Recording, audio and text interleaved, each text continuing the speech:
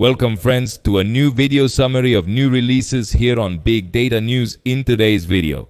We're going to do what we do every month on this channel, which is to summarize the most important titles that are going to be released throughout the month. For PlayStation, for Xbox, for PC, and even some mobile games. This month of May is a month that finds us perhaps not with so many strong IPs, not with so many super recognizable releases, but with a lot of variety in terms of genres and playable styles. And I think in today's video you're going to find a title that interests you or you like, because May is so varied that it's almost impossible not to find something you like in this entire list.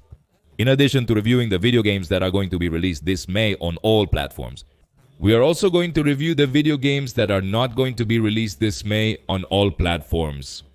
Because there was some restructuring in terms of the release schedule, possibly all of this influenced by the delay of Grand Theft Auto 6. And we have several titles that had been announced for this month that are now not going to be released this month and will be released later.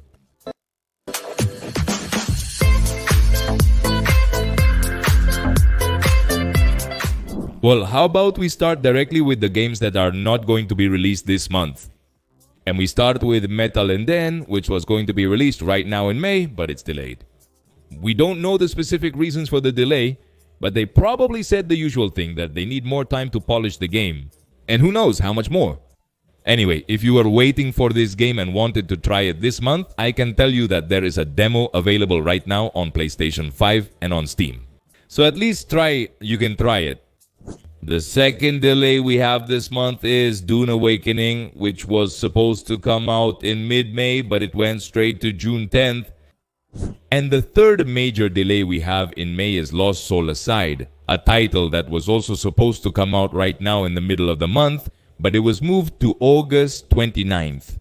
This title was supposedly already ready, but after it was announced that Grand Theft Auto 6 was delayed until the next year, Sony decided to put this game in August, possibly to restructure the release schedule a bit. This game is not from PlayStation, but if Sony was publishing it, distributing it, and I don't know how much more. So it seems that, well, they decided to put it on dates maybe a little more empty. Now we start with the highlighted releases of May, and we start on the 6th of May with the arrival of another great classic from Microsoft to PlayStation 5, and it's Age of Empires 2 in its definitive edition. That is the retouched edition of this classic, which absolutely improves all the playable aspects of this title. This edition of Age of Empires 2 arrives on PlayStation 5 with all the content that was released for this game, including optimization for controller play, crossplay, and so many other things. In addition to controller play, Age of Empires 2 Definitive Edition. You can also play it with a keyboard and mouse on your PlayStation 5 for the classic experience of this video game. If you don't like playing it with the controller, although I can tell you that they optimize the experience so you can play it as best as possible with the controller. So if you don't have a keyboard and mouse on your Play 5 and you want to play it, you can play it without any problem. As I was telling you, do you have cross-play with Xbox and PC? You have a lot of players playing this title right now because it's more alive than ever. And you have the promise that in the future, there will continue to be new and fresh content for the game. Today, May 6th, something is coming that may not interest everyone, but I'll share it nonetheless. And it's the three-dimensional version of Among Us, which is exactly like the Among Us you already knew, but in 3 dimensions and with support for virtual reality. Matches between 4 to 10 players. And the usual deceive and betray your friends to murder them from behind. This May 6 also sees the launch of Captain Blood, a video game that has had a very long and quite chaotic history with regard to its development. This title is loosely inspired by the novel Captain Blood by Rafael Sabatini, and the title puts us in the skin of a rebellious pirate who travels the Caribbean fighting, looting, and participating in naval battles. All of this with a very video game style of the 2000 years, because literally it is a video game of the 2000 years. The issue with this video game is that its development began almost 25 years ago. And for reasons that I'm not going to go into detail right now, the game kept getting cancelled, postponed, delayed, and I don't know how much more. The video game was expected to release in 2010, but from then until now, it hasn't completely disappeared. They're finally launching it. Are you already seeing it? It kind of got frozen in time and it's still a video game from 15 or 20 years ago. For now, the video game is only going to be launched on PC through Steam, where we have a demo if we want to try it before buying it. By the way, it's highly recommended that you play the demo because as seductive as this game idea may sound, somewhat retro from the 2000s and going back to the past with a more classic title, the experience of Captain Blood is still quite old. And there are many things that we are used to in video games today that are not present in Captain Blood, which is more like a kind of God of War, one of the very first ones to advance hit, and that's it with zero replayability. Anyway, check out the demo before getting into this game, before buying it or anything, May 7th. We have a roguelike, a video game that to explain it to you in a simple and quick way and without going around in circles. I could tell you that it's like a Hades, but with an aesthetic perhaps more like Diablo. Hordes of Hunger, that's the name of this video game. A title that proposes us to defeat a series of demonic hordes and to do it, well, roguelike. You attempt and restart after each death until you succeed for the first time. The title looks quite fun, and what they have shown so far, well, it's interesting. I won't dive too deep into this video game since it's only available on Steam. And on Steam, right now it has a demo, so the same as with the previous game. If you want to buy it, first download the demo, check it out. If you like it, go ahead. The company you worked for sent you to a desert planet with the objective of collecting materials and conducting research. But suddenly and very unfairly, they fire you and leave you abandoned to the mercy of God on a hostile alien planet, full of creatures that want to chop you up. That's the premise of Revenge of the Savage Planet, a video game that is the direct sequel to Journey to the Savage Planet. A game that has a very important dose of humor because the plot is a kind of satire on how large multinational companies handle their employees. Because literally a multinational has just abandoned you on a planet to your good luck. And a game that also implies The game offers a diverse range of playable elements, including platforming, combat, and more. The title is mainly played by exploring and gathering materials, and also fighting the creatures that we are going to encounter, and many of which we have to capture and others simply kill and things like that. The title has a crazy variety of weapons that you are going to use to make your way on this planet to hunt, capture, and all that. Journey to the Savage Planet is a pretty fun video game, and this comes to be like the evolution of that game, that you don't have to have played at all. If you want to play this second one, because there isn't really a continuity or anything like that, in this title we have online co-op, which I believe is up to 4, and local co-op with split screen for up to 2 players. Also premiered day 1 on Game Pass. Sonic Rumble is a kind of Fall Guys but Sonic, which is going to be launched on May 8th for Android, for iOS, and also on PC.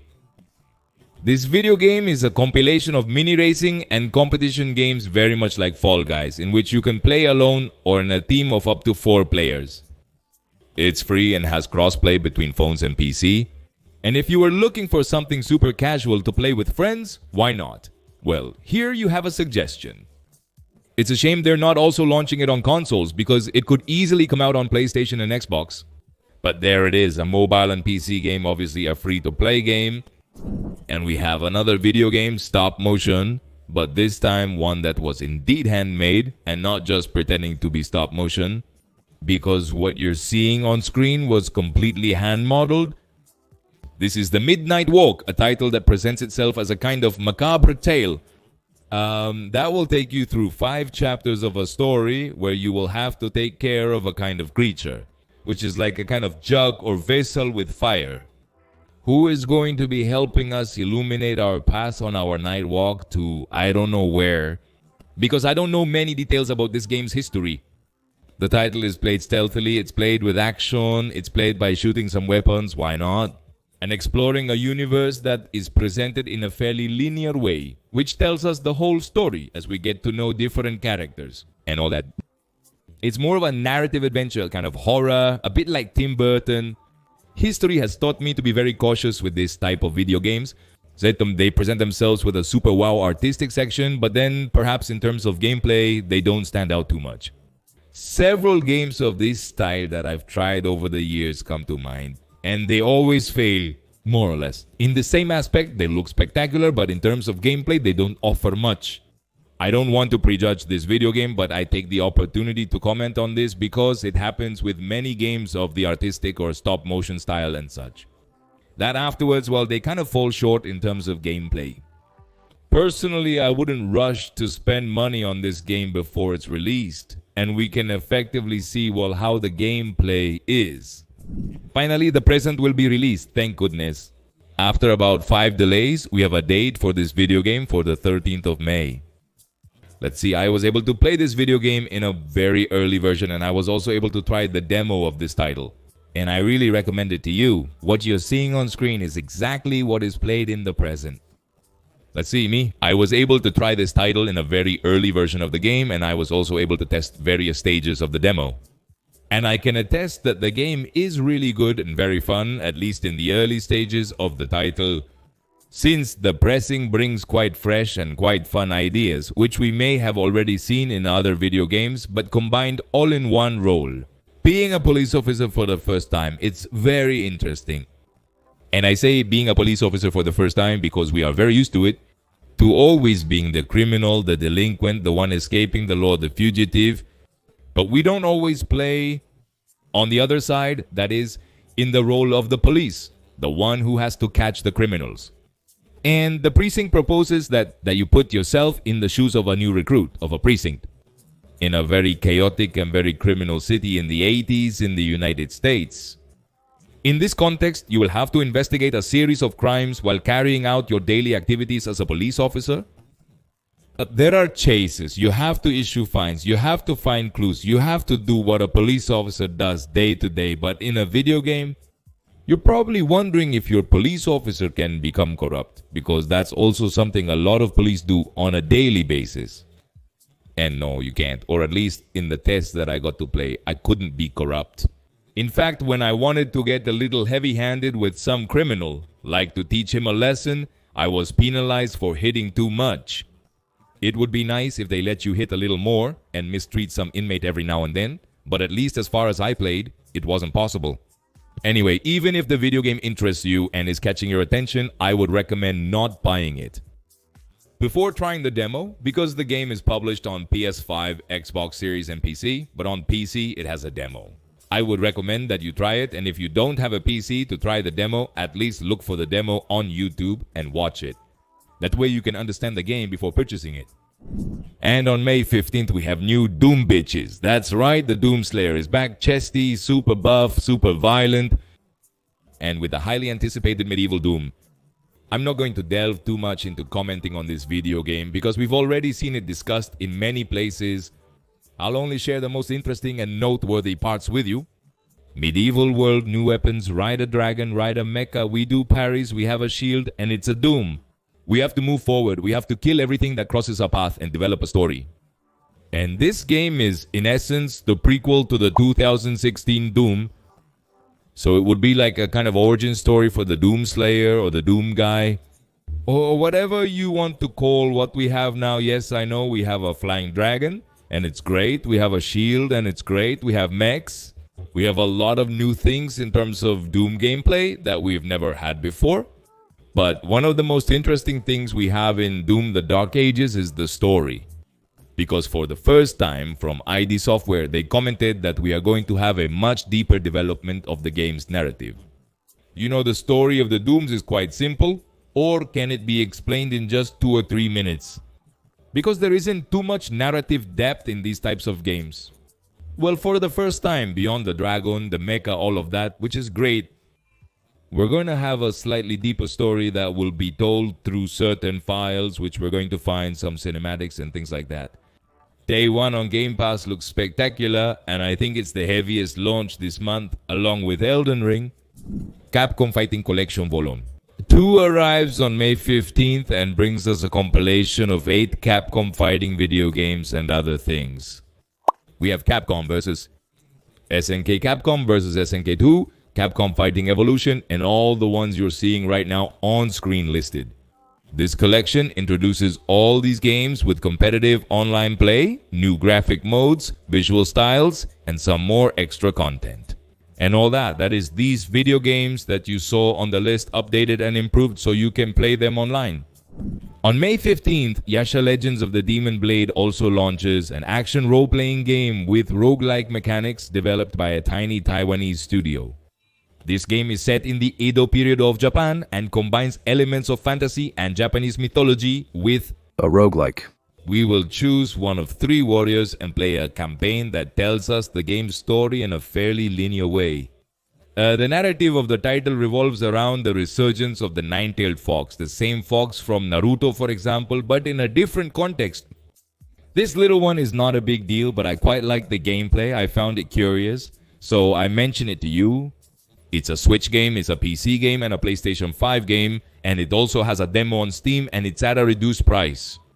This title was already available since last month on PS5 and PC, and in fact I highly recommend it because it's really good.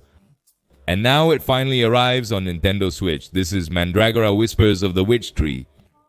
I won't repeat what this game is about since I mentioned it last month. It's a kind of Metroidvania Souls-like with character selection. Look, I'm summarizing it too much, but I'm not gonna get into very deep descriptions because as I said, I've already talked about this game. If you like what you see, check it out. For portable gaming on Nintendo Switch, the proposal is excellent. The same people who developed Mud Runner Expedition and Snow Runner now bring us Roguecraft. A video game in the style of the previous 3, but with an even greater layer of complexity. This title is not just a driving simulator like the 3 video games I mentioned, but it is also a construction simulator and a material and resource management simulator. The story of this video game is that you are in charge of a road construction company and disaster reconstruction. And you have to deliver materials and resources to different regions to reconnect them. So you have a company that takes care of fixing natural disasters or human-made disasters. All this to reactivate the industry in different regions or reconnect it with roads and things like that. A video game that if you are enthusiastic about construction or driving, you will surely like. I was able to play this title at last year's Gamescom. And personally, as a big fan of SnowRunner, I loved it. Because it combines all the driving physics of SnowRunner, Mad Runner, and Expeditions. With resource management, road construction, and so on. The title also brings a very interesting option of cooperative play for up to 4 players online. To carry out this enterprise of rebuilding roads and everything else for 4 people online. I really don't know what to think about all this, because I'm not a fan of Game of Thrones and I'm also not a fan of mobile games. But as it's a new Game of Thrones video game, and this doesn't happen every day, I take the opportunity to tell you about it. This title will launch on Android, iOS, and PC on May 21st. Game of Thrones King's Road, a free mobile and PC game from Game of Thrones. What's it about? In depth? I'm not sure, but it's free, so if you're interested, download it and see for yourself. We have a new video game from the Spanish studio Mercury's team, and in this case, we have a very particular video game. Blades of Fire is a third-person action role-playing game adventure game. Quite old school, to put it in some way, because it's a linear game. It's not open world, multiple choice, roguelike, or anything similar. You start with your character, you develop it, you advance in the story, you finish it, and it's over. Nothing more than in this game we have a quite interesting multi-weapon system, which is what makes Blades of Fire stand out. The thing is, in this title, we embody a blacksmith who is capable of creating his own weaponry, and we can make weapons to our liking. From 7 different categories like long swords, hammers, maces, clubs, and things like that. And the story tells us that we are a blacksmith who seeks to confront an evil queen who turned all the steel in the kingdom into stone to rule with her demons. We can use certain magical materials, we make our weapons, and we are going to break this queen's real face. The video game is interesting, especially coming from the studio that brings City Tales Medieval Era, which is a medieval city building game. And the most interesting thing with the gameplay of this title is that it proposes an organic construction without grids, similar to what Minor Lords offers us. In addition, this title proposes the management of up to 40 different types of resources and more than 60 different types of constructions. The main objective of the title is to build and manage a thriving, small medieval city, adapting it to the needs of the inhabitants and to everything that happens in the environment. It's the typical city management game where there is no clear objective, but rather to develop the city to the maximum possible. The title incorporates a narrative focused on telling us the story of certain specific characters. That is, it does not have a campaign as such, but rather it tells us the story of certain protagonists of our town. It will launch in early access for PC on Steam on May 22nd. Konami is back, friends, publishing new IPs. What a beautiful moment to see Konami's resurgence and their commitment to such exciting projects like this. This is delivered at all costs, that is distributed at all costs. And the video game's proposal is very simple. It's a kind of crazy taxi, but with total destruction, which is seen from above. I mean, a kind of crazy taxi. Because the game suggests that we are a delivery person who has to carry things from point A to point B in a certain amount of time. Just like we did in Crazy Taxi, but this time with things instead of people. The game has a campaign. It's not just a fun arcade of destruction. And the campaign tells us that we are a delivery, that we have to do things kind of for some slightly shady and mafia-like organizations. And we have to distribute and deliver all kinds of objects, from nuclear bombs to live animals, people, and more. On foot, by bicycle, by van, in all kinds of vehicles. Don't go buying it, don't spend a single penny on this video game, because the title is going to be published for free on Epic Game Store. Yes, it's going to be released on Play 5, it's going to be released on Xbox Series, it's going to be released on PC, but on Epic it's going to be free. So, if you have a PC, I would tell you not to buy it, play it for free, and then if you like it, maybe yes. Yeah, this video game is Onimusha 2 from 2002, but remastered, and I'm not going to stop much here because it's a remaster, and you already know the video game. There's not much to tell. New textures, new graphics, new performance, improved menus and all that. If you enjoyed Onimusha, especially Onimusha 2, this title might be for you. And if you don't know what it's about and you didn't like it, well, this title clearly isn't for you. It's available at a reduced price, around $25 or so, and it will be available on Xbox, PlayStation, and PC. And we close the month on the 30th of May with another release of Elden Ring. And it's amazing because, of course, so much has been launched for Elden Ring that to keep talking about the launch of Elden Ring sounds ridiculous. But on this occasion, we have an Elden Ring that perhaps is different from what Elden Ring was. The Elden Ring downloadable content, nearly a separate game, launches with Night Rain. A title that I clarify for you now, and I clarify it for the umpteenth time, that it does not mean you have played Elden Ring to play this. Because the gameplay, the story, and the context, while similar, are also completely independent. This title is an online multiplayer, one of those raid-style ones, but instead of shooting a rifle and recovering materials like bullets and such, they are dropping you. The game features a warrior battling creatures in the Elden Ring world, with progression measured in days. You spawn in this world with an already established character because you don't have a character creator like in Elden Ring. And whether alone or in a team of up to 3 players, you have to defeat a series of enemies, get loot, improve yourself, and resist. What I believe are waves of 3 different bosses. I say I believe because I haven't been able to play the video game yet, it hasn't come out yet, and Bandai didn't give me access to the early beta. So I'm just telling you what I saw on the internet. The game cycle is said to be short, providing matches lasting around 30-40 minutes. And the enemies and certain elements of the map are placed randomly, so all the matches we are going to play are different.